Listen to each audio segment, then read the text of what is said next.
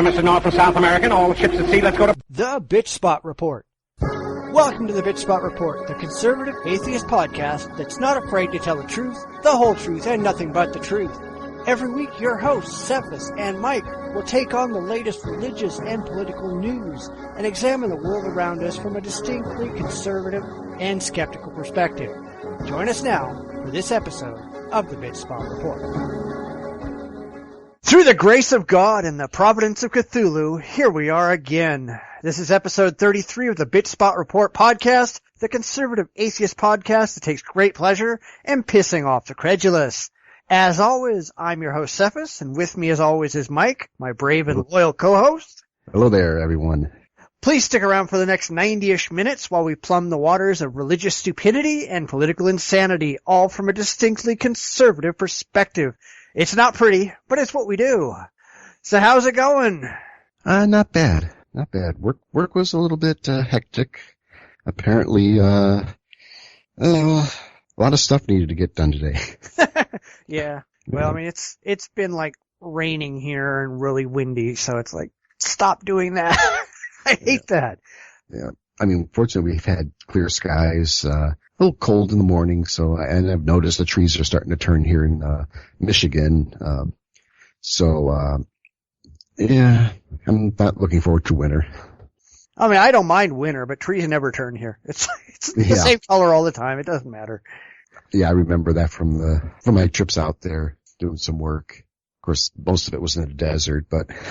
Yeah, well, I mean, I'm in the high desert. We don't do anything like that. But like I said, we occasionally get some snow here and things like that. Very rarely. I think the last time it happened was like 10 years ago, but Yeah. We were out just like driving around doing Christmas shopping, and all of a sudden this white crap started falling out of the sky, and it's like, what the hell is that? Yeah, that's gotta be fun. Yeah. Well, I mean, I live like at the base of the mountains, so I could be in the snow in like 15 minutes, just hop on the freeway and run up there real quick, but I haven't done that for a long time. Yeah.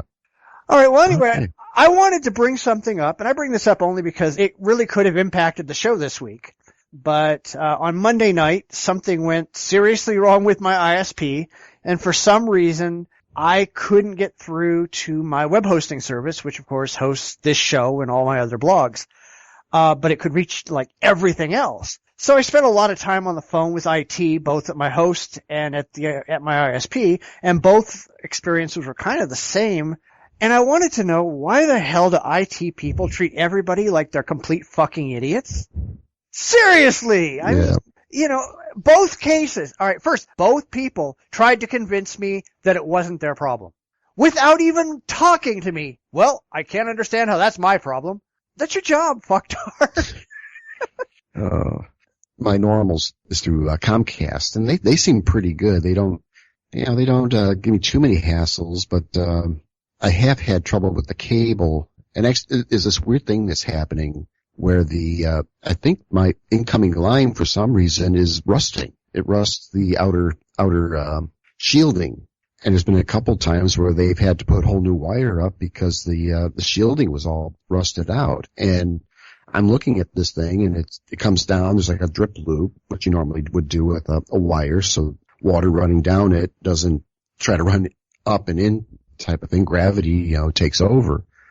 And I think the last time though, they just put a power booster on it, and everything's been fine. So I've been pretty happy. But I know that I'm going through this at work, and it's like almost like people they don't talk to each other.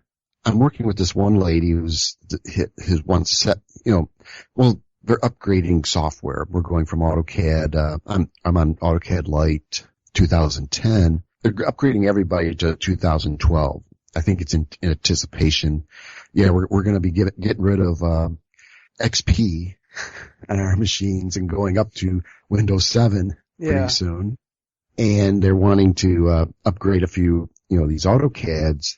And the local guy would only set me up with 2010 because 2012 is not on his list. So if it's not on his list, he can't do anything about it. But the people that are in charge of AutoCAD are saying that everyone's being upgraded to 12. And it's like, like they don't talk to each other. Someone's got to clue people in, what you're doing, what's the policy, what's the protocol, whatever the standard software, Oh, yeah. You Well, see, the thing is, when I called Verizon, I mean, I've had tons and tons of problems with Verizon in the past when we were on copper. They had gotten water into the lines and it rusted out most of the copper pairs. And at the time, they were upgrading or they were only installing fiber. They weren't installing copper lines anymore because it was too expensive. So as each copper pair died, we were told very flat out by the text that when everything in our line was gone, we just weren't going to have phone service because it was cheaper for them just to pay the fines for not giving us phone service than it was to replace the line to give us phone service, which, was not a good thing. Yeah. So we had failures all over the place. We had DSL and it died. We had techs out here like constantly. But once they upgraded everything to FiOS and we're on fiber, I've never had a problem. But anyway, it was something at their central office where, they were having a problem getting through to wherever, to Texas where our hosting is. But, they came, and this was actually at both places where I just kept pushing them, and they would say, well, we have no idea what's going on. We have no complaints. We have no this, no that. And they'd go talk to somebody and they'd come back and go, oh yeah, we've had multiple complaints about this problem today. Well, what the fuck? Yeah. You just got done telling me you had no complaints and now all of a sudden multiple complaints and you know all about it? What? Yeah, someone just didn't clue someone in. I mean, yeah, they don't talk to each other. Yeah. But yeah, I mean, I understand the people that I'm generally talking to are just idiots reading off a script and they don't really know what they're doing. But I've done tons of tech support, and while I know most people I talk to are real idiots, if I find somebody who knows what they're talking about, I stop treating them like a moron. These people don't. Yeah. They'll push this button, type this in, and the guys go, well, how do you know there's a problem? Well, see, because I'm doing a trace route and I'm getting the pings, I'm tracking, packet loss and all this other stuff. He's like going, push this button and do this. No, fuck you. I've done that. I'm telling you where the problem is. You want the IP of the server that's having issues? I have it right here. The part that would have interrupted the show was that I was told that he had to escalate it up to their server maintenance people or their network maintenance people. And it could take anywhere between 24 and 48 hours to get the servers restored, which means it may be out until Thursday morning. And since we record on Wednesday, that would hurt because I couldn't see any of the news stories on the site because I couldn't access it. Wow. I mean, you type in the URL and it comes back saying you can't resolve it at all. It could not even find it. And I was laying there going, I ought to email you and have you send me all the stories. And I'm going, oh shit, I can't get a hold of my mail server. So I can't even email you to have you send me the stories. Wow. Yeah, I mean, luckily, like 14 to 16 hours after I noticed there was a problem, it was back up and it's been okay since. But that could have been a real mess. I could have been here completely unprepared today. Yeah. Wow. Yeah. It's scary how dependent we're getting on this wire that connects everybody. Yeah. I mean, granted, if the show don't go on, I mean, who'd care? But it's like, well, I would care. I know you'd care. I care. I mean, if it's like, okay, I mean, it means I'm going to lose another night's sleep. I think I actually had my worst dealings have been like, computer salesmen. I mean, the ones that are Best Buy, they want to sell you. Oh, when I just bought this new laptop and there was a Toshiba guy. Apparently all the vendors were, they sent representatives to, I don't know if they did it to all the Best Buys or whatever, but there was like a bunch of them walking around here, and almost immediately it takes me right to a Toshiba. I saw the Toshiba shirt on him, so I knew it was, okay, he's going to be pointing me to that. And, of course I was telling him, I do podcasting, I do audio editing, some graphic, a lot of writing. So, I'm looking for something with some horsepower to do the, audio editing. And, of course I could see it was going right over the top of the guy's head that someone coming in knowing what they want, it's like, oh, okay, I'm in trouble here. So he wanted to talk to this one guy there who was a Best Buy guy. who did do audio. I guess he's in a band. He does the own recording and stuff like that. And that I should talk to him. Well, another guy came by and he took me over to the Apple products, and I'm not an Apple guy. I gave it a good thought, but when I was walking by and I found this game computer, which of course I also like my games too. It's like, well, maybe this might be up my, it has a nice video card, an i7. So it's like, hey, well, how about this guy? And, I took a look at it. It had everything. I did a couple quick searches to see. I used Audacity to edit my program. So I wanted to see if it worked on Windows 8, and sure enough, it worked on 8. So, and I knew I can get all the other stuff I needed. So it's like, plus this was computers like almost, I forget how much less it was of the Apple. So it's like, sign me up. They just happen to have one, and that's what I'm recording with right now. So, but it's like, I knew what I wanted, and the guy really wasn't, and I guess the weird thing was the guy wasn't really pushing anything particular. He did try to push the Apple. It was kind of like, oh, let's go, type of deal. Yeah, well, I don't walk into stores without knowing exactly what it is that I want.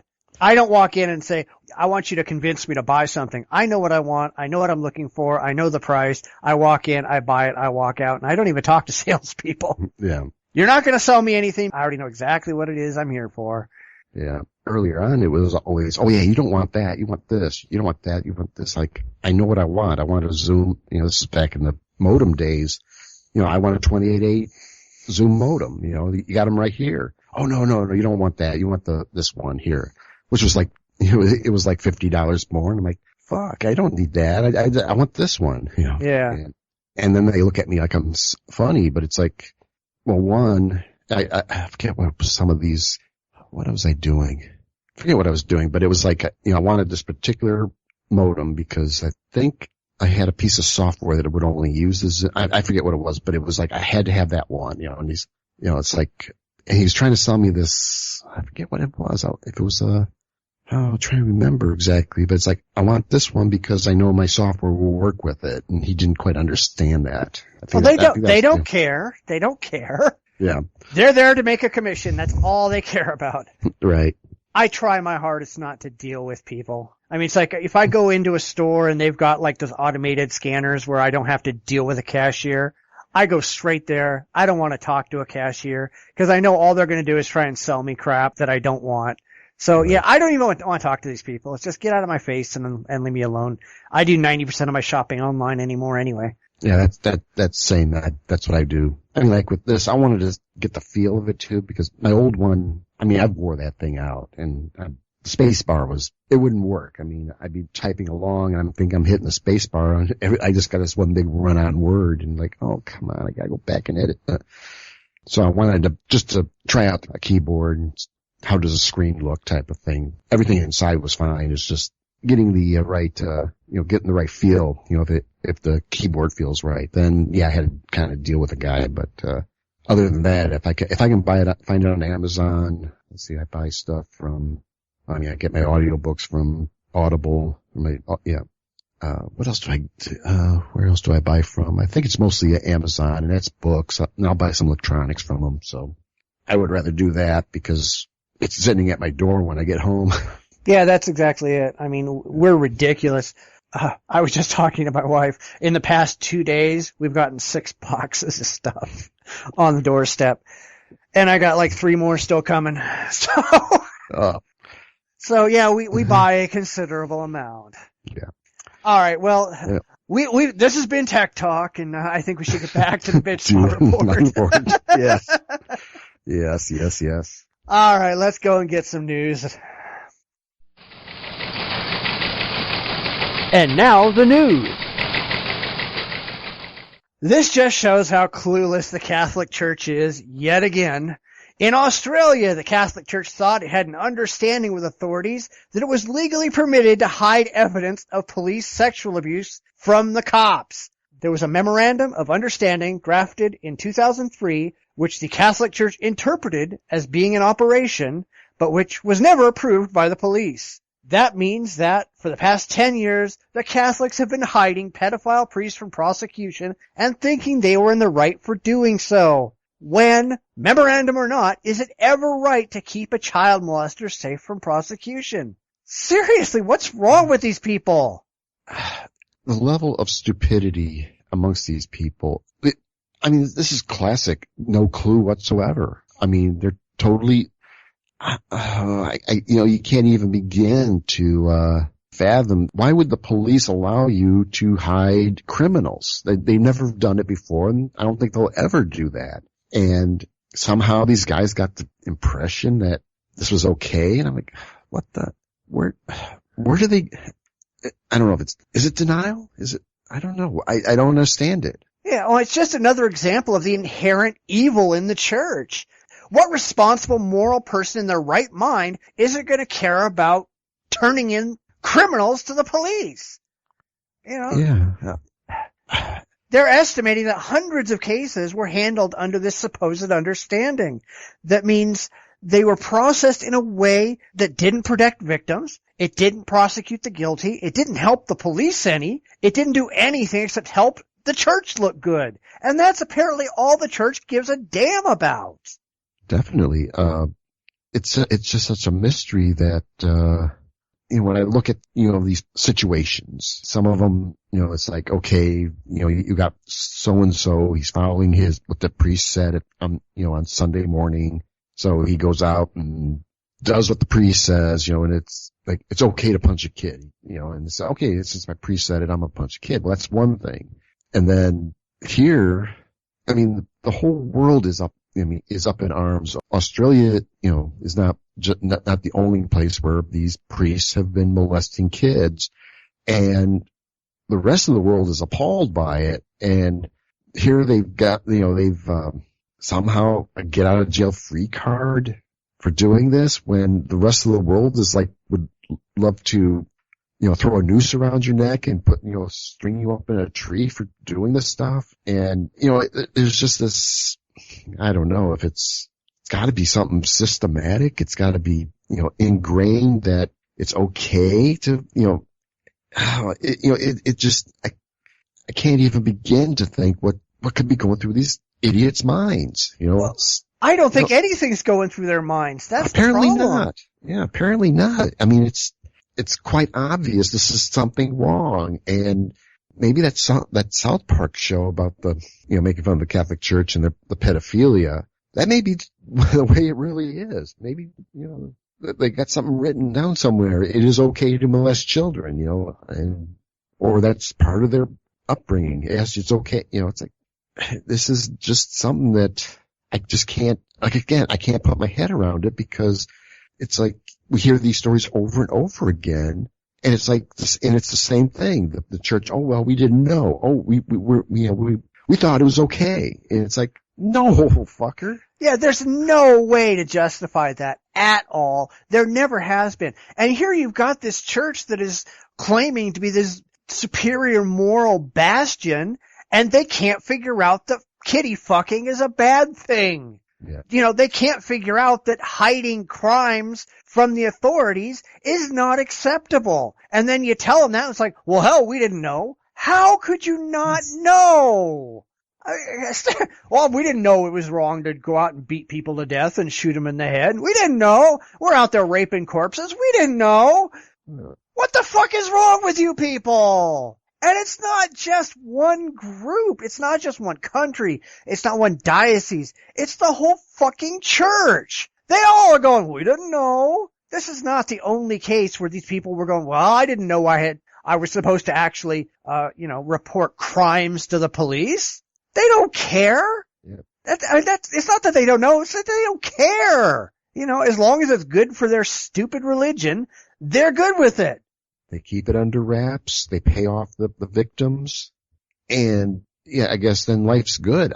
If it was any other organization outside of a religion, I don't want to pick on any particular corporation, but if you pick on, if something like that was going on at like GM or Ford or, they'd have everybody in their corporate office sitting in a jail cell right now waiting for a trial. And, because it's a church, because they have a moral high ground.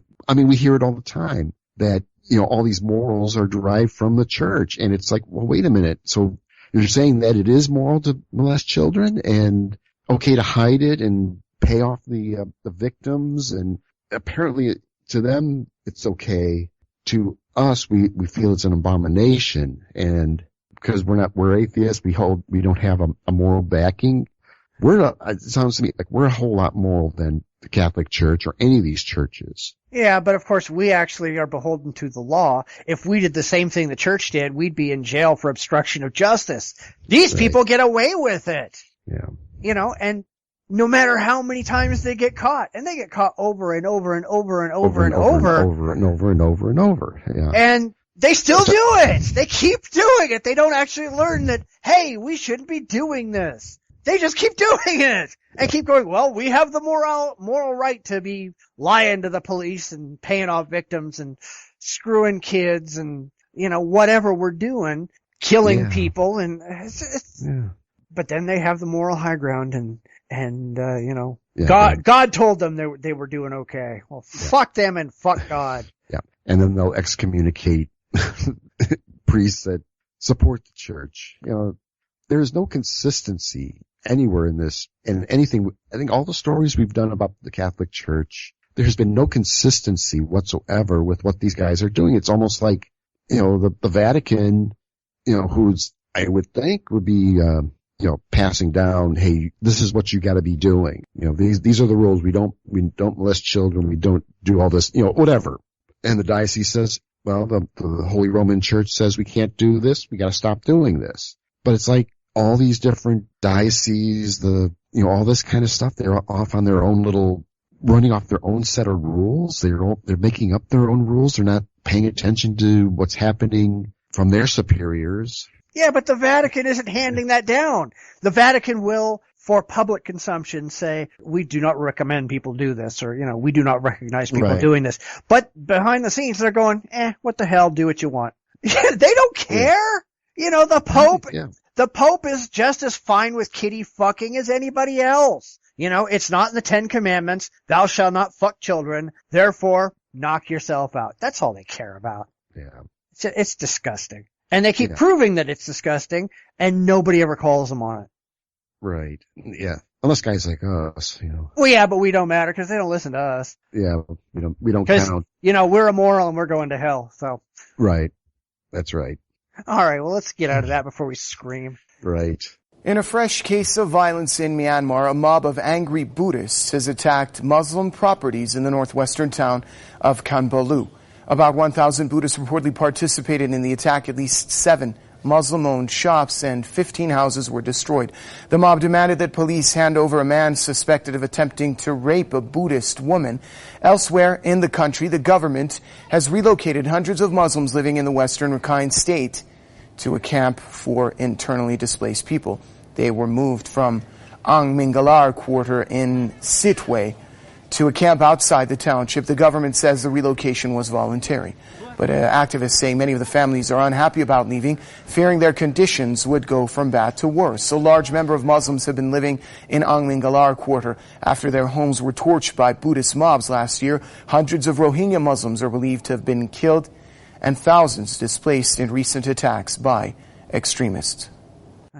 Because what I'm about ready to talk about, I chose this story because I hate picking on, the Catholics make it easy, but there's all sorts of fucked up, every religion's fucked up. And when I saw this about, the Myanmar Muslims hide from Buddhist mobs amid sectarian violence.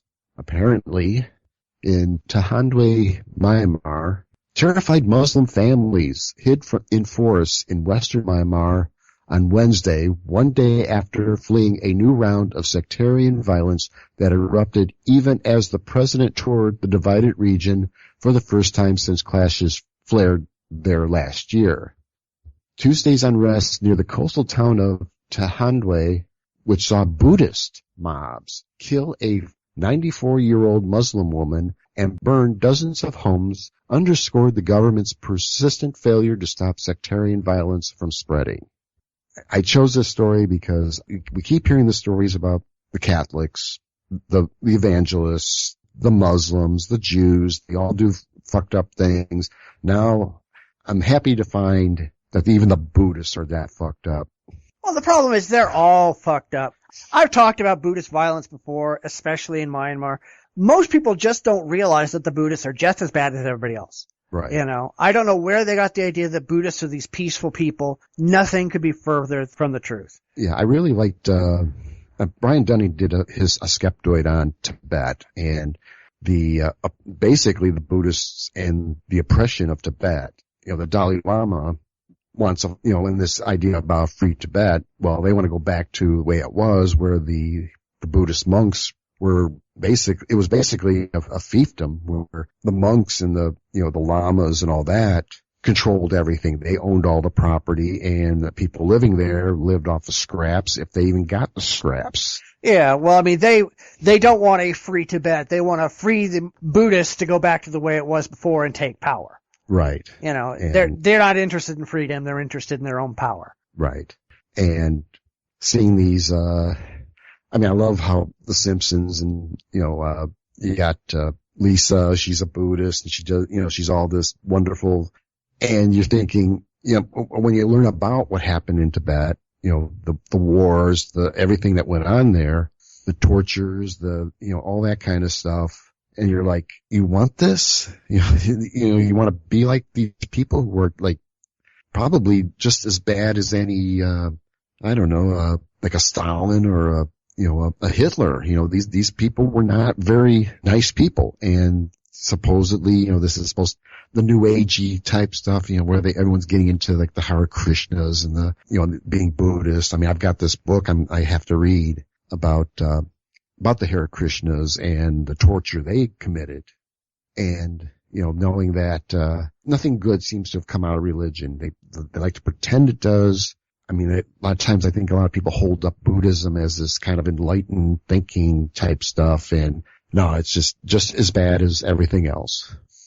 Religion. Oh yeah, absolutely. Well, the thing we have to remember is that as soon as religions get political power and numerical superiority, they tend to go crazy and try to kill people of other religions. Yeah. We see this among Christians, Muslims, Buddhists, Jews, pretty much everybody.Maybe the Jainists haven't done it, but I wouldn't be too surprised to see them out beating the crap out of another religious group with their brooms. Cause it's a hallmark of religion. All right. Once you are supremely convinced that you are the only right ones out there, you have no problem taking it out on other groups. You go out and you kill people because you're right and your God tells you so. Right.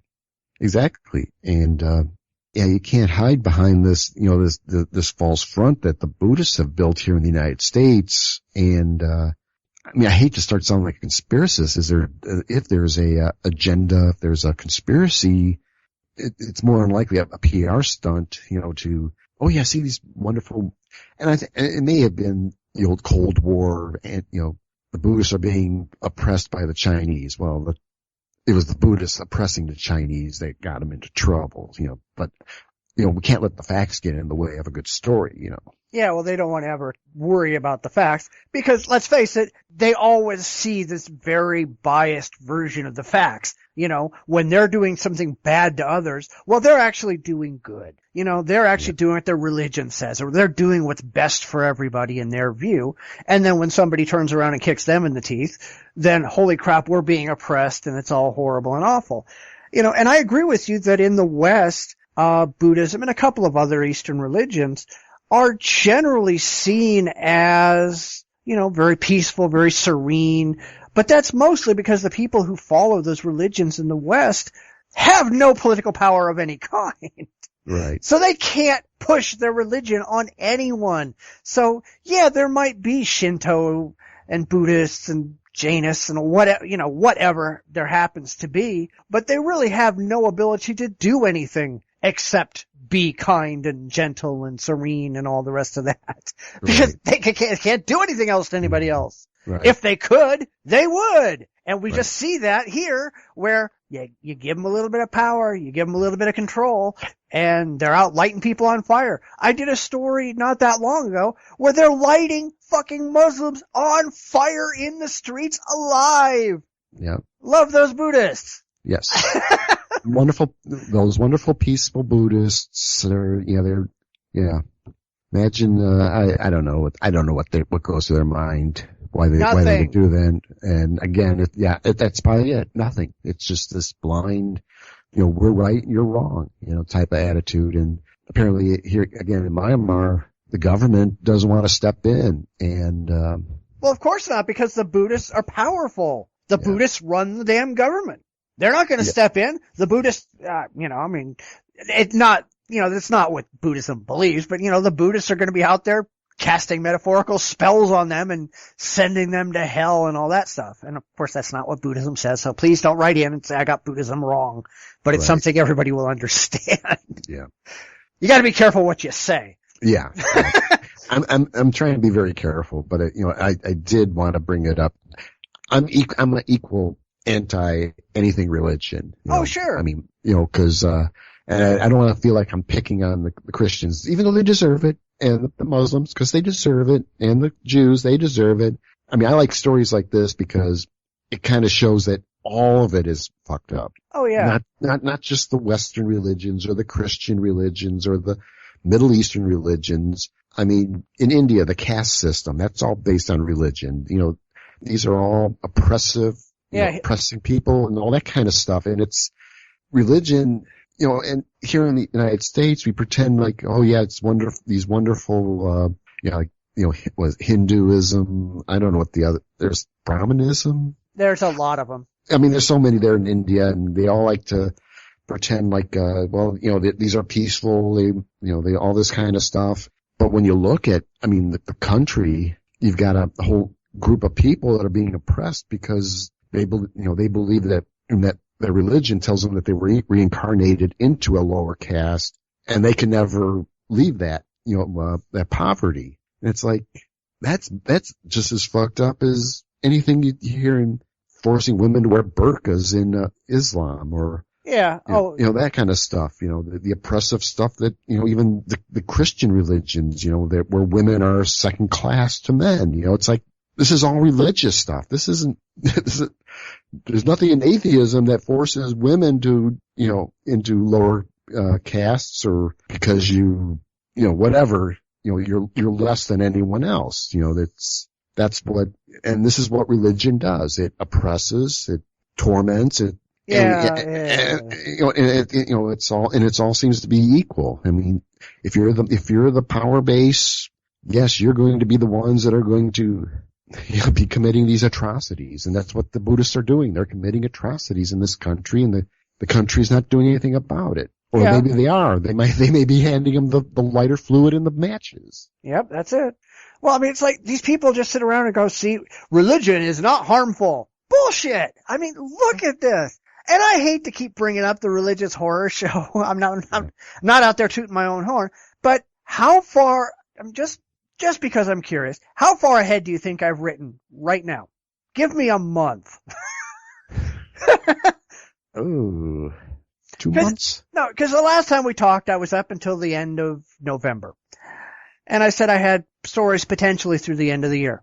Where, you say 2 months? So you're like end of the year? Yeah. Middle of March. Wow. It's like, holy crap. And I keep adding more. I'm honestly, by the time we get to the end of the year, I'll have all of next year written. Oh, I'm going to have to start writing now. Another day dedicated to just religious horrors. And people still go, well, religion is a good thing in the world. Fuck you people. I pass up stories. Again, you name it, people being burned, they're being acid thrown on them, they're, having their hands cut off, arms cut off because they think they're magical. We seem to think it's, and those of that religion think, well, this is okay, this is what we gotta do. They're crying oppression, I wouldn't be surprised that these Buddhists are saying that the Muslims are oppressing them, or, it's probably more likely it's incompatible religion, and that type of thing, but they've taken upon themselves to, hey, let's rid the country of, Muslims. Yeah, but we see the same thing in this country. We have the Christians. Anybody who dares disagree with them, it's, oh no, you're discriminating against us. Fuckers, you have the overwhelming majority. We're not discriminating against you. Disagreeing is not discriminating. Right. But that's the game. That's the game plan. I mean, the Christians are going to say, we're the oppressed ones.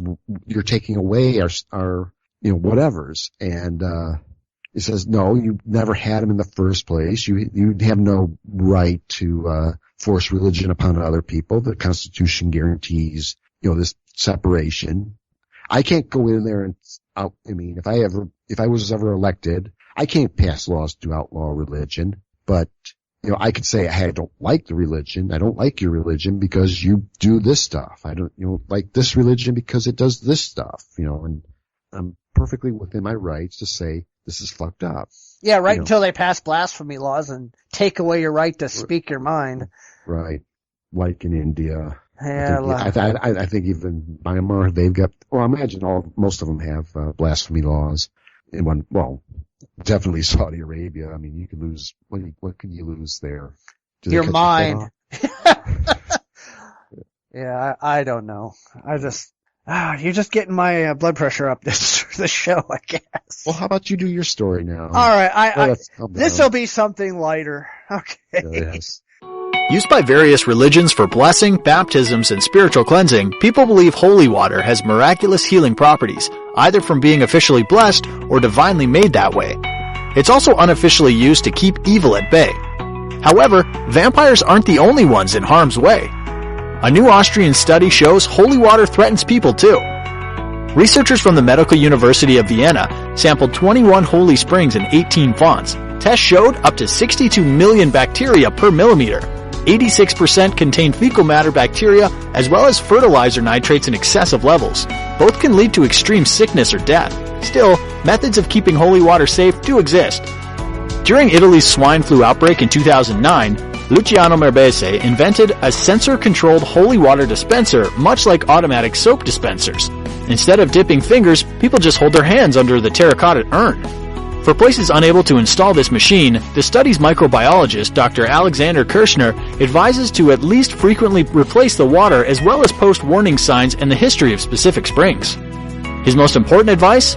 Don't drink the holy water.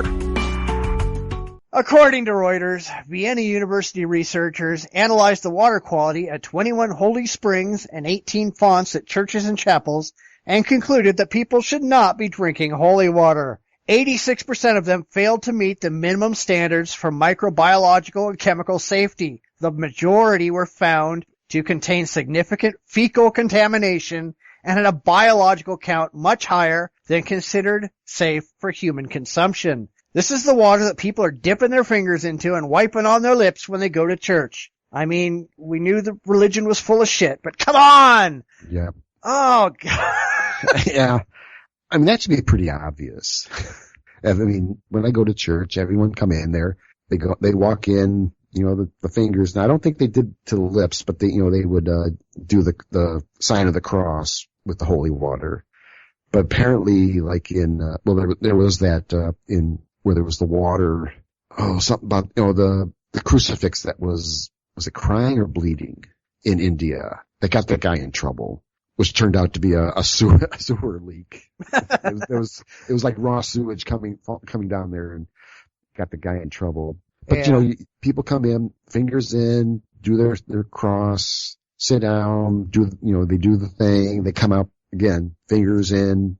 It's like, and everyone does it. So it's like, you've just spread all the potential diseases, the flu bug, the flu bugs, everything. Not only have you brought it in, but now you're taking it out with you. If you didn't bring it in with you, you're taking it out with you. So, yeah. I mean, that should be pretty obvious. And if anyone's drinking it, I mean, that's sick. Yeah. Well, the problem is that they don't change or filter the water. So every single person who comes in and puts their finger in the water leaves a present for everybody who comes after them. Right. And if there's so much fecal contamination, where are these people putting their fingers? What does this say about these people? Definitely they need to start learning some hand hygiene. Yeah, well, I mean, wash your hands after you use the bathroom, but Jesus, get your fingers out of your ass. Yeah. I mean, they close beaches for less than this. Why aren't they closing these churches? Well, of course, I mean, this is mostly in Europe, so at least we know that it's a problem there. We don't know in the U.S. It could be better or worse. We just don't know. Yeah, but it's pretty obvious. Yeah, I remember those days. Everyone come in there hand in, so it's like one guy that didn't wash his hands, you just spread it to everyone in that church. Yeah, but I mean, this just occurred to me. But what about the fucking priest? He comes in, he does the same damn thing, and then he does communion where he sticks a wafer in your mouth. Now you've got shit in your mouth. Yes, that's it. I mean, you nailed it. I mean, I wonder, because sometimes he'll, like, at the beginning, he walked, and I think maybe especially Easter, I think they do this, where they sprinkle the water on the crowd as he walked by. There's, good, yeah. There's that. So it's like, you know what?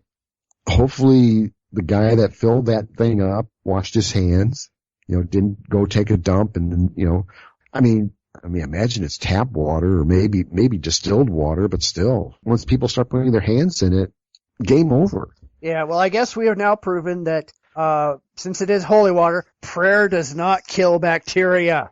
Yes. And they do not turn fecal water into wine. Well, think about it. I mean, now I never drink because there'd be the wafers, there'd be the individual ones, but again, the priest, sometimes he'll put it in your mouth, but I guess that they went to where you can hold it in your hand. You gotta just step aside, cross, and then pop it. But then you can also drink from the wine. And that's like you're drinking from everyone else who's drank before that. Yeah, well, see, at least when I was a Christian, I was a Lutheran. I didn't do the whole Catholic thing. And when we got the wine, it was like in little individual shot glasses. So you didn't have to drink from a common cup. And, the minister didn't put it in your mouth. He just held it out and you picked one up and stuck it in your mouth.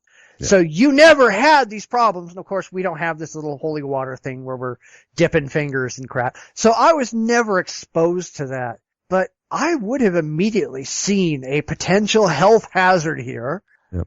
Why don't these people understand this?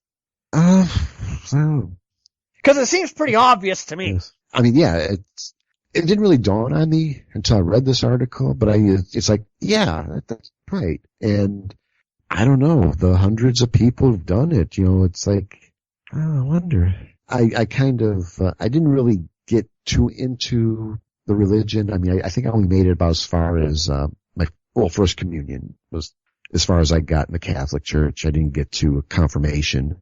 And pretty much at first communion, I was kind of out of the game anyhow. I was just going through the motions at that point. So I never did, all the accoutrement. No, I did it all. I did it for years. Yeah. But I'm just thinking that they need to put a fucking, a thing of wet naps in front of the, in front of the thing. Wash your hands before you stick them in the stupid water. Yeah, definitely. Or, put an antibacterial soap or something. Yeah. Yeah, because I wouldn't even say like in the 60s, we didn't really worry too much. I was never too worried about what I was getting into. I mean, I was a kid who liked to play in the ditches around the house. I mean, we got this creek and I'd be in there pulling up minnows and stuff like that, or chasing, the chasing frogs. What else? I mean, we had animals, rabbits, dogs, cats. I had turtles, all kinds, all sorts of critters. Sometimes I'd pick through a carcass, not really thinking much about, as long as there was no maggots or bugs on it, I was kind of poking around in it type of thing. It's like, didn't really think much of that. So, yeah, but that's kid stuff. You wouldn't do that today. I mean, these people are sticking fecal water into their mouths. Yeah. Of course, not really thinking about it probably. I mean, no one tells them, I mean, they might think that they change it every half hour or something like that. They don't change it ever. They wait for it to evaporate, and then it just gets worse because they just keep topping the water off. Yeah, I'm going to say that's probably more like it, and no one thinks about it. It's one of those things you're supposed to automatically do, so maybe. Yeah, but that's common sense. I mean, is this another one of those things that we need to just go explain to the Catholic Church? Guys, bacteria grows in this kind of water, and you're not supposed to fuck kids. These are two things that we have to inform the Catholic Church for because apparently they just don't get common sense. apparently they don't get common sense. That's it. I mean, not that I was, supporting it, but you go in there, you don't really think about that. And then when you need articles like this and people like us to say, hey, that's right. It never really dawned on me. But then again, I wasn't that into it, but I would sit in a church. There'd be people drinking from the chalice. The priest would hand out the wafers, and I wonder what else they did that would probably be, kind of unhygienic. It's all unhygienic. Yeah. I mean, seriously, I'm just sitting here getting this really weird vision of like the priest going up to each person, giving them some wine, giving them a cracker, bending them over for a rectal exam, moving on. It's like, oh, yeah. I don't want to think about this anymore. Let's not think about this. This is just anymore. sick. For any Catholics out there, something to think about next time you're in church. Yeah, and it's another thing that was not caught by religion. It required science. Yes. Oh. Wow. All right, do your next one. I don't want to go here no more. We don't want to go here no more. No more. No more. Okay. Well, then I think we're going into something else that you might not want to go into. Yeah, well. Scalia. I don't give a shit. Scalia talks religion at UVA. Supreme Court Justice Anton Scalia, a former University of Virginia law professor and outspoken Catholic with a reputation for blunt straightforwardness, lived up to his reputation Thursday evening during a 60-minute lecture and question and answer session in Newcomb Hall on religion. People of faith are seen as foolish or naive by much of today's educated and intellectual class, Scalia said, adding that it's important for Christians not to be ashamed of their faith. I think our previous story proved that they are foolish and naive. Yeah, I mean, I think people ought to be ashamed to talk about their faith because their faith is absurd. Yeah. Now, I mean, I've talked about this before where I've been really, really critical of the Supreme Court because there's a lot of people, especially Scalia, who insists on shoving his religion into his decisions. I don't have a problem with what he does here because he's not acting in his role as a Supreme Court justice. He's just acting as an individual. And of course, he's free to talk about his religion till his teeth fall out. I don't care. But when he goes to work, when he puts on those robes, when he is there trying to make a decision about the Constitution, he and a number of others have been spending way the hell too much time going, well, my moral views and my Christian views and this, that, and the other lead me to make a certain decision. No, dude, that's not your fucking job. Your job is to judge based on the Constitution, not on your stupid religious book. Right. You're supposed to be judging on the Constitution and the rule of law. I mean, there is a law set in place that would say that now when the law is fuzzy, that's when people come to you and they want you to make a judgment based on the Constitution. But there is case law and there's law out there that gives you all the opinions you probably ever need to make a decision. I mean, his decisions on DOMA, all the stuff that's come up to the Supreme Court. He should be relying on Constitution and then the basis of law that has been built up at this point. Now, granted, Supremes have they kind of do make law. I mean, they can, because of their position.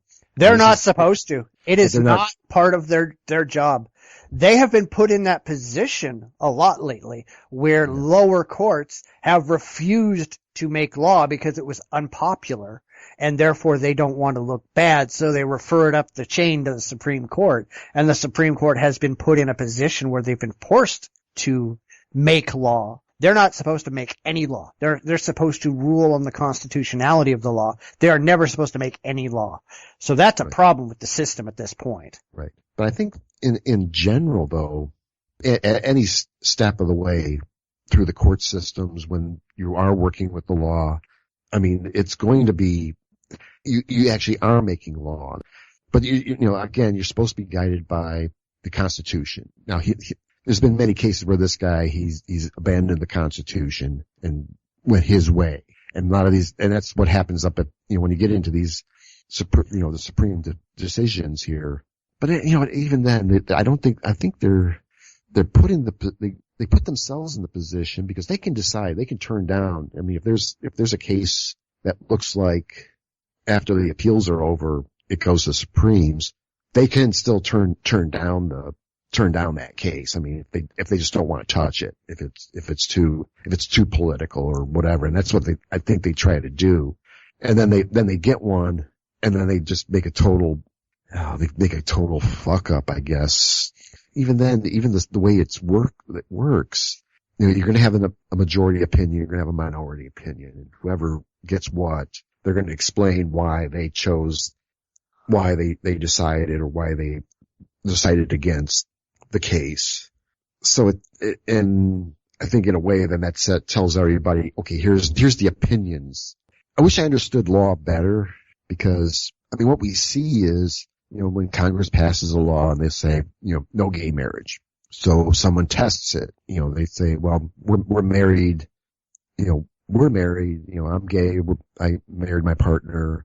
Now you're saying what I did is illegal. You could run it through, you start through the court systems, you start going up.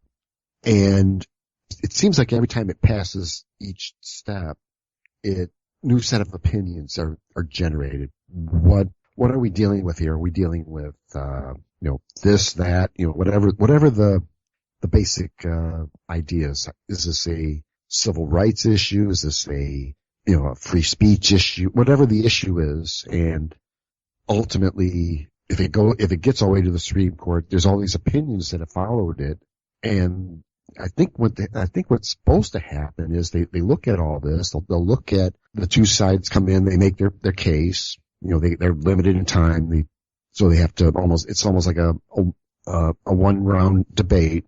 And then they make decisions. I mean, outsiders apparently can play a part in this by sending, opinion briefs.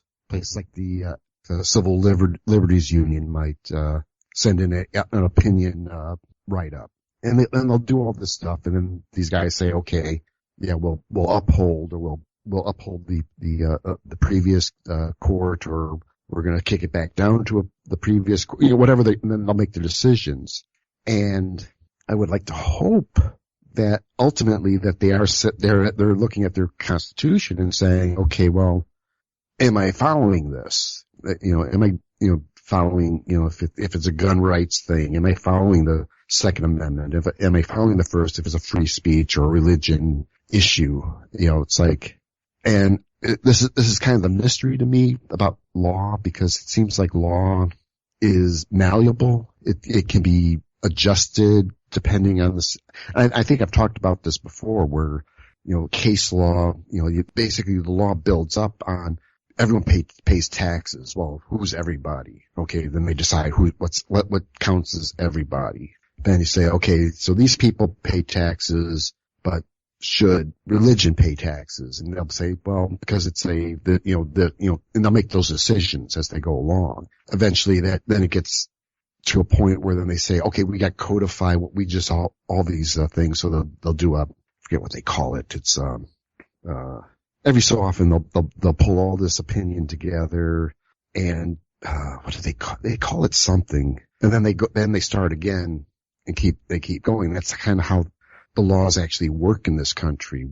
And I'm hoping and I'm wondering how that ends up becoming, when it gets to those levels where you're going to the appellates and into the Supreme Court, does that opinion follow up? And that's where I'm kind of, like I said, and I wish I was a lawyer. I mean, I kind of understand what's going on because it's all dealing with case law where as you begin to, use the law, you begin to create how to follow the law. Like in this story about, they're talking about, Jefferson in a letter about separation of church to state. That is almost meaningless as far as law goes because you can insert that as an opinion. That's not law. It's an opinion. And you can use that to say, well, but you can't really just say, well, the founding fathers believe this. This is what should have happened. No, we build upon what they started, and this is what we got now. If we want to go back to what those guys said, that's fine. It's like, that means you're going to have to trash the law that's the problem and rewrite it and then rebuild that law again. Yeah, well, the problem is that the Supreme Court is really not supposed to operate the same way as all the other courts. You're right. In most courts, opinion matters. All right. People do build upon opinions. People do build upon, what the community wants, et cetera, et cetera. But the Supreme Court is supposed to only rule on the constitutionality of a particular law. If it gets to them, they're supposed to look at it, say, does this match with what the Constitution says? Because we're supposed to operate the government based on the Constitution. But unfortunately, in the last 20 or 30 years especially, both political parties have stacked the court with people that they want to vote their way. They don't want people in there who are just going strictly by the Constitution. They want people in there who are going to vote to push their particular ideology. And that's what has fucked up the court. It's the God botherers want all hyper-religious people on the court so that every time a religious question comes up before the Supreme Court, they vote in favor of religion, not in favor of the Constitution. Right. And the liberals are doing the same damn thing on the other side. They want people to vote in favor of their civil liberties, civil rights kind of thing, not in favor of what it says in the Constitution. And if you're not going to be fucking having the Constitution be the important part, get rid of the court. The court is meaningless if that's not the point of having the court, because that's how the court is set up in the Constitution. But apparently it doesn't mean a damn thing anymore. Right. Oh, definitely. I mean, because since they are appointed, but then again, they're not really, they're appointed for life, so they're not really too worried about losing their job I think they can be impeached, though. I think they can. Well, they can be if they're shown to be violating their oath and all the rest. If they develop Alzheimer's and can no longer speak English and don't understand the law, yeah, they're probably going to leave office. Yes. But definitely, it looked like it was supposed to work. They're not worried about politics. I mean, the politics shouldn't matter because they're not going to lose their job because they voted against their party, that type of thing. But well, that's the whole reason that they actually have them in there for life, so that they're not affected by negative political moves that they make. But you even said earlier, they don't want to take on the hard political question because it makes them look bad. Well, who gives a shit? Yeah. Well, that's the thing. I mean, I think now they're politicalizing the court. I think that's what's really happened. Is it used to be that once you get to be a Supreme Court justice, you could do whatever you want, and you're not bound by any type of political. But now I think it's become politicalized, and now we're dealing with people. I mean, Sotomayor. I don't believe a lot of this, but there's many in the conspiracy side that they seem to think that she was put there so she can bring the La Raza ideals. Basically, they believe that because we're going to be seeing a lot of immigration law probably going through the Supreme Courts, having a Latina on the bench will create a much more friendlier immigration where, hey, come on over, folks. We got no more border here. Well, unfortunately, a lot of that is true. Not for what you're saying, but she's there because she's a woman and a minority. They put her on the court because of her genitalia and her skin color, not because she was necessarily the best person for the job. Now, I'm not saying she's not a good, she's an excellent judge. I got no issues with her, with her political, her background or anything like that. Her skills are there, but that's why they put him on the court anymore. It's not because you're the best person for the job. It's because you have to fit some kind of an ideological, perspective. Right. Yeah. And that's what I'm of the impression now. I mean, the courts used to be pretty good, and you're right. It has deteriorated because they have brought, and I don't know how they're doing it. I mean, is it just that the courts want to appease the politics? Are they just bound to the politics? because they don't have to follow it. I mean, in, Kritzmiller versus the, Dover case, they had a hardline Republican nominated, judge that ruled in favor of, the teachers that sued, Dover over intelligent design. And it's like, so it is possible that you can have, a hardline religious type sitting on the bench ruling against religion. Why won't the Supreme Court do that? And that's kind of like my big question is, why is the Supreme Court bending to the politics? And because like with the Bush, George, the vote count in Florida, and they did some really weird shit. I mean, that whole fiasco with everything from Florida and how fucked up how they ran their elections down there, to the Supreme Court that ruled, that stopped the count, and then in like a really bizarre, they couldn't, they did something where you can't, it was like a one shot deal. They were going to stop the count. You can't, and, you can't, it's something you couldn't do.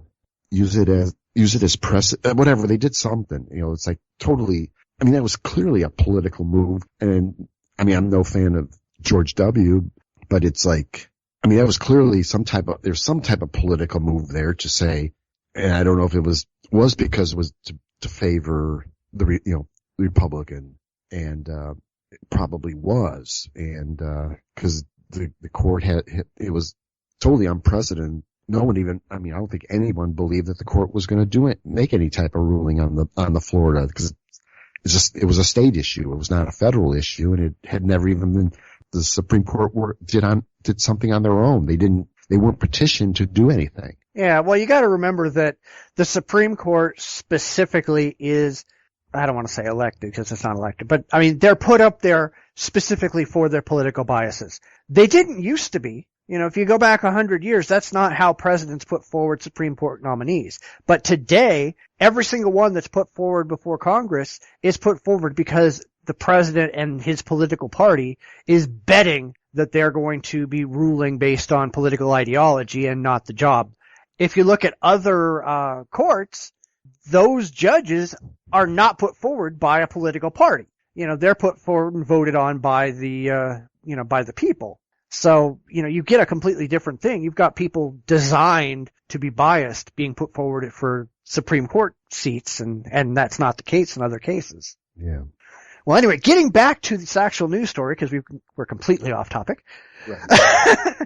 I think it's funny where Scalia was saying that the Pope is right, that it's not his job to judge gays. But Scalia is just wrong because the Catholic Church has been guilty of judging since its inception. I mean, they constantly tell people what they do is wrong. Not in the context of what they believe God says, but in what the church wants. I mean, birth control, gay marriage, female priests. Look at the story we did last week on the Australian priest that got excommunicated. Are you saying that the Pope is not judging?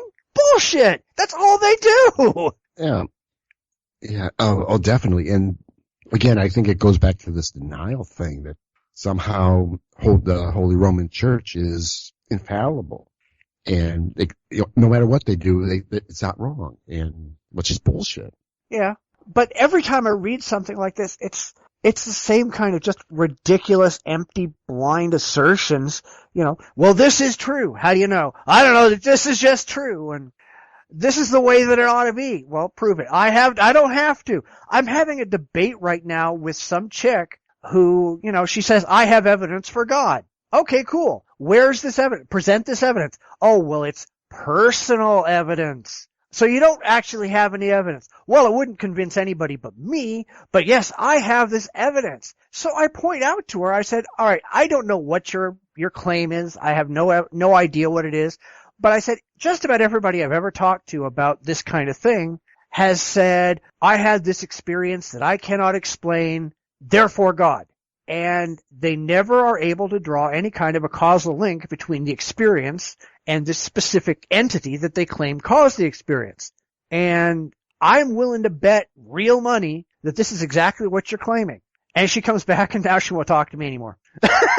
Yeah. Because it's like, you blow them out of the water, and they just kind of go, oh shit, they're on to me. And now they won't talk to you anymore, or they'll just go, well, I don't have to prove anything to you, blah, blah, blah, blah, blah. Right. But that's the same kind of shit that Scalia's doing. It's the same. Exactly. All these religious people are doing the same crap. And when you point it out to them, they get really offended that, like, you caught them. Right. Yeah. And, I mean, we're talking about a Supreme Court justice here who's saying it, and wonder if he feels that he is, a lot more qualified than someone else who would call him out. The stuff that you've gone through, I don't get into too many debates, and I kind of like to sit on the sideline and read about them, watching people debate. And yeah, it's all that same stuff. Once someone puts out, like what you said, and a lot of people will realize, I mean, and like in your case, this person realized, yeah, maybe I am kind of fucked up, but it's like, but she's probably gone off, and she's happy, she'll talk to someone else, and yeah, I'm good with God. This, it's that same, that's what this guy is doing. And I wonder if he thinks has even a higher standing because he's a judge. I don't understand, I keep wanting to think denial. I want to think, old age, you're settled in your ways. You're totally convinced. Yeah, this is the world. This is the way the world is. I have yet to find anything to question that foundation, my religion. So, because they don't look for anything. Yeah, there hasn't been anyone to challenge him or trying to get him. I'm sure there have been lots of people who have challenged him. He doesn't care. Theists don't give a damn if you challenge him. I talked to this chick, and, I basically said, here's exactly what you're gonna do. And she turned around and did exactly what I told her she was gonna do, and didn't change her mind one bit, because she doesn't care. It's not even a thing to her. The chances that she's wrong are zero in her estimation. And I'm betting you that if I went and I talked to Scalia or William Lane Craig or whoever else, I could put them in that same corner. And every single one of them would ignore the fact that they just got put into a corner because they don't care. Yeah. They're all ignorant. I don't care how high and mighty they are. They're all a bunch of stupid fucking idiots. Yeah. Well, that's what it comes down to. I mean, when you present solid arguments, you don't want to accept those arguments, then that should be an end of argument right there. I mean, it's like, I'm not going to get through to you. You're not going to let anything get through to you. And end of story, I mean, I would love to figure out how these people think, why they think this way. They don't think. That's the problem. They feel. It's not an intellectual process. It's completely emotional. There's no intelligent thought that goes on whatsoever. That's the problem. Yeah. No, there is none. Zero. Because if there was any intelligent thought, if they actually gave a crap whether or not the things that they had going on in their head were actually true, they wouldn't believe this crap. Because there's no rational justification for any of the things they believe. There's zero. There's none. It's all about feel-good emotional nonsense. That's all it is. Yeah. And it doesn't matter if it's Scalia or some moron theist on Twitter. It's the same crap. Right. They value emotional feel-good pap over reality. Well, fuck them. Well, yeah, it's their loss, I'm kind of hip to the real world. I mean, there's a lot of neat stuff out there. I mean, I got my microscope, so it's really fun to peek in there, and you'll see the little, the parameciums running around. And I've been reading the Selfish Gene and Dawkins, and how how inheritance and genetic genes and how they all work, and it's like pretty amazing stuff. And I'm still kind of absorbing the book, but knowing that the way we are, even the theists, that somehow the belief in a God may be just not necessarily built into our genetics, but it's maybe an offshoot of a defense mechanism, like pareidolia. That's why we see Jesus in tortillas and stuff like that. It's really just an illusion to us that there's a God. And so understanding this, that even just seeing that and how that could work, and how even the morals could be very much genetically predisposed to being moral people. It has nothing to do with the God giving us. It's that by treating people a certain way, we don't kill them or fuck them in the ass or anything like that, that gives us is an advantage, or it could turn out to be, again, fucking someone in the ass or whatever can be an advantage, whatever. And at least that's what I'm getting from Dawkins. It's kind of a cyclic thing, but just having that there and not having it, it's not God doing, making us do these things. It's us. It's what's inside us that makes us do this. It's not, there's nothing about a God or demons or it's us.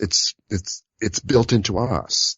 And I think that's more amazing than just attributing it to a mythical creature, a mythical, vapor, God, whatever. Yeah. Oh, I mean, I agree with you, but we're wandering way off topic. So we should... Off topic. Why stay on topic? Yeah. We have fun with it, right? Oh, I enjoy it, but makes our shows go really, really, really long. Yeah, I could use to get to sleep early tonight.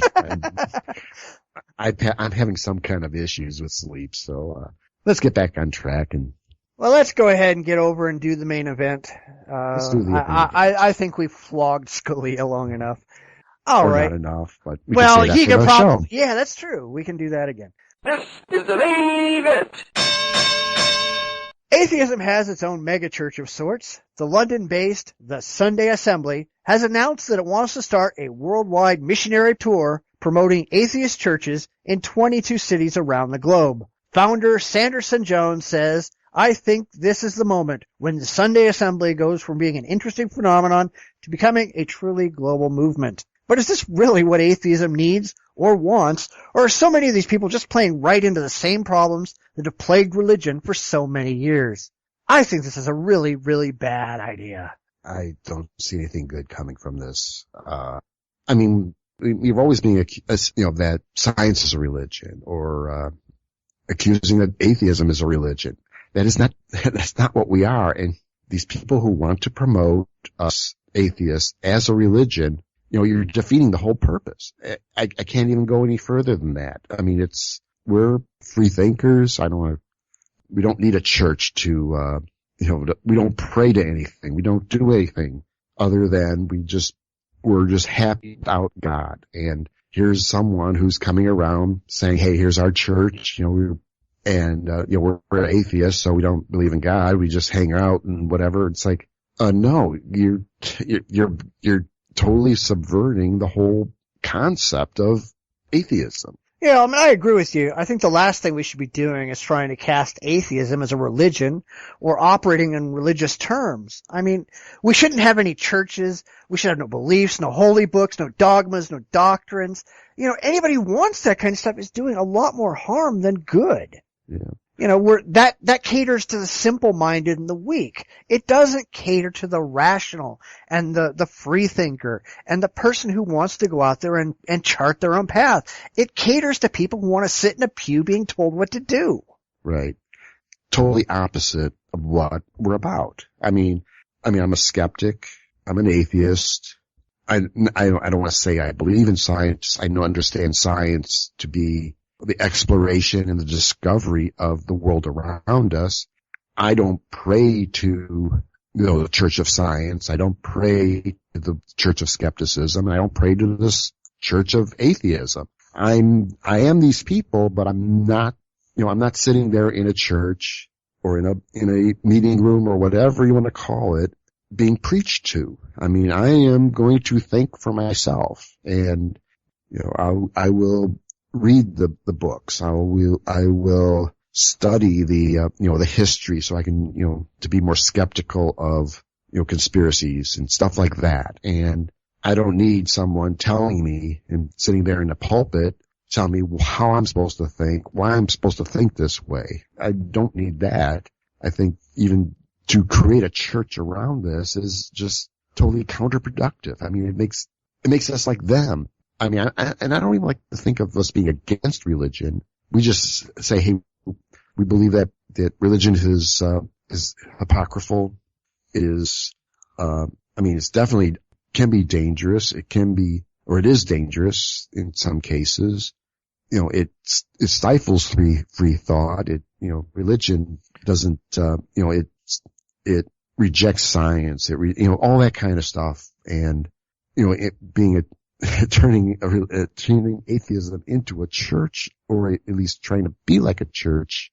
It's not, it's just going to say, hey, well, then you're just as dogmatic as the Catholics are. Yeah, well, unfortunately, I think that there are an awful lot of atheists out there that are very, very dogmatic and have a lot of issues. Yeah.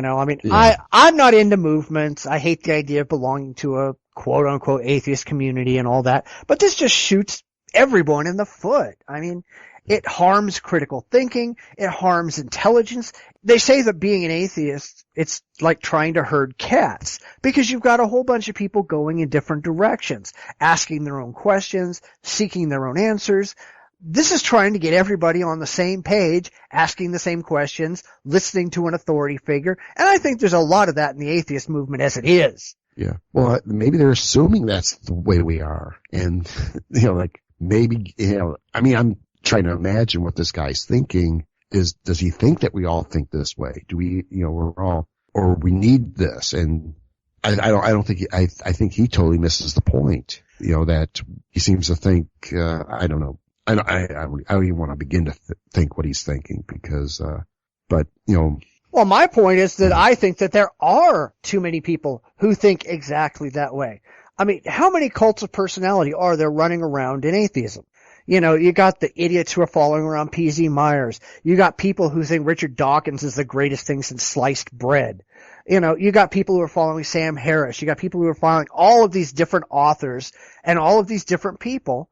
And all of them, I mean, they're almost bowing down and worshiping these people as some great prophet of atheism. And I think that's about the worst thing you can possibly do. And that is exactly why, and I've gone into this in the past before, but that's exactly why I have refused to go by my real name when I write or when I do this podcast, because I don't believe in a cult of personality. It shouldn't matter who says a thing. It should only matter what is said. If I say something that's good and that people find valuable, cool. Take it and run with it. But I don't want you to say, hey, I like what this guy says, therefore I'm going to follow what he says because he's the one that says it. That's such a problem in atheism. And I think it's a problem everywhere. Yeah, oh, definitely. I mean, I do like Dawkins. I like reading his stuff. I mean, I haven't read much Sam Harris, but I've read Sagan. I've read, Randy. I have read the P.Z. Myers stuff, but it's like, I'm just doing that because I want to learn. I'm not going to, personally, I'm not going to raise these guys to, they are kind of superstars. I don't treat them any different than, I would treat you or anyone else that I've dealt with in the atheist community. I mean, we all should be all equal. I mean, that's my philosophy, I guess. And if, people want to follow me, hey, great. If not, you don't have to. I mean, I'm just trying to get the word out. And, it's like, but if you're going to create this, I mean, again, yeah, cause you're right. It seems like I think people gravitate to, to the Dawkins or to the, Harrises or the, Hitchens or the Shermers. I mean, you can keep naming. And don't think they could do anything wrong. Well, they're human. They're going to do something wrong, type of thing. And I don't buy into the superstar. I mean, I might be at awe if I ever met Dawkins, but that's about as far as it'll go. It's like, I'm sure he's a pretty cool guy once you get to talking to the guy. Again, trying to create in holding these guys up as disciples or as saints within a atheist community, you've gone too far, folks, if you're doing that. Yeah, absolutely. I mean, I don't know, maybe I've just got a weird perspective on it, but I kind of grew up knowing an awful lot of people who are quote unquote famous and well known and movie stars and actors and authors and all that kind of stuff. And I don't treat any of those people any different than I treat anybody else. They're friends. They are what they are. And to be perfectly honest, they get really sick and tired of people treating them like gods. Who just, oh my God, I'm so honored and privileged. They're fucking people. Who cares? And unfortunately, I think there's an awful lot of people in the atheist community who kind of buy into their own press, who think that there's something special and wonderful, that everybody's hanging on their words and all this stuff. I think that's just stupid. When I write something, I write things because I want to encourage people to think. Not because I want to tell them what to think, but because I want to help them to think. I want them to take what I say and go out and make something of it. Think about it. Come to a conclusion on your own. Mix and match what I think with what other people think, or what I say with what other people say. Come up with something that's distinctly yours. Don't just run around and parrot what I say or what Dawkins says or what Meyer says or anything else. Right. And I think it's a human problem, but we do not need to have these pastors or ministers of atheism standing in a pulpit telling people what the hell to say or what to think or what to do. That's the worst thing that we can do. How does that make us any better than the religious? Right. Exactly. That's about all I can say is, I don't know why. I could understand maybe get-togethers and stuff like that, but to go to this extent, to build a church, calling it a church, and then now they're going out and as missionaries to convert. No, that's exactly opposite what I know this show, when we talk about religion, I don't know, I don't think we have talked about any missionaries who've done bad things. I think in effect, evangelists, they're all missionaries trying to convert, the unbelievers to their beliefs. But here now the atheists are doing that. It's like, I don't want to start, if this is the wave of atheism, I want out. Oh, absolutely. I'm not going to go back to any type of religion, but I'm not even going to call myself an atheist anymore. I'll figure something out. I'll call myself something, because what they're doing is not atheism. Right. Well, that's why I'm not a joiner. I don't join anything. I am not part of the atheist movement. I am not part of the atheist community. I will not join an atheist church. I don't. I'm me. And take it or leave it, yeah. I am what I'm going to be. And if you do something that I disagree with, which is exactly what these people are doing, I'm going to tell these people that they're completely fucking up and they're harming any kind of a cohesive atheist community that there is. Atheism is not really supposed to be a movement. There's no movement to atheism because there's nothing to atheism. Atheism is not believing in a God. That's like saying the non-stamp collecting movement. That's not a movement. It's a fact. These people don't collect stamps. We don't believe in gods. There's nothing else to it. And these people just keep trying to pile new things onto it. Like atheism plus. We have to be atheism plus some kind of social justice bullshit. That's not atheism. That's fucking something different. Yeah. Oh yeah, when we're talking about social justice, atheism. Why does it have to be even linked together? I'm happy. I'm happy being just an atheist. This show is the most I'll do toward atheism. This is my voice. I'm getting it out. People listen. Great. If they don't want to listen, they shut it off.